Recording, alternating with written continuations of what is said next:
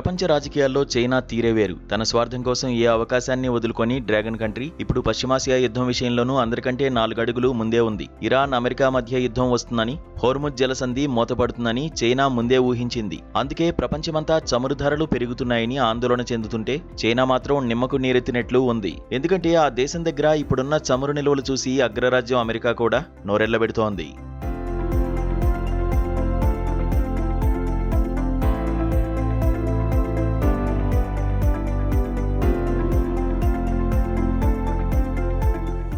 America energy information administration విడుదల చేసిన గణాంకాల ప్రకారం ప్రస్తుతం చైనా వద్ద సుమారు 1.4 బిలియన్ బ్యారెళ్ల చమురు నిల్వలు ఉన్నాయి.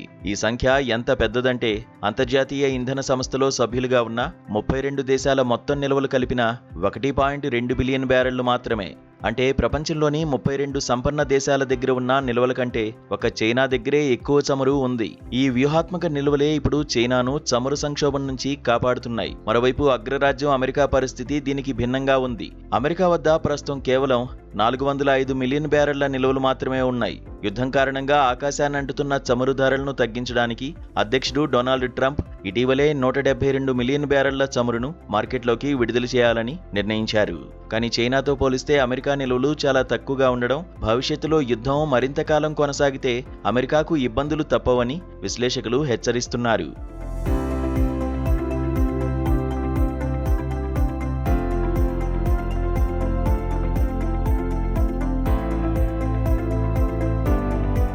చైనా ఈ నిల్వలను రాత్రికి రాత్రి ఏమీ కూడబెట్టలేదు. యుద్ధం ప్రారంభం కావడానికి ముందే, అంటే ఈ ఏడాది జనవరి, ఫిబ్రవరి నెలల్లోనే చైనా తన చమురు దిగుమతులను ఏకంగా 15.8% పెంచుకుంది.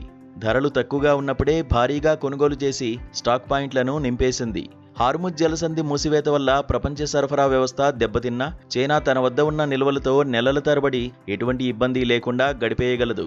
ఇదే ఇప్పుడు ఆ దేశానికి ఉన్న అతిపెద్ద బలం. ప్రపంచ దేశాలన్నీ ఒకవైపు ఉంటే చైనా మాత్రం తనదైన శైలిలో ముందుకు వెళ్తోంది. చమురు సంక్షోభాన్ని ముందే పసిగట్టి ప్రపంచం తల్లడిల్లుతున్నా తాను మాత్రం ఎటువంటి ఆందోళన చెందకుండా ఉండడం చైనా వ్యూహచిత్రతకు నిదర్శనం.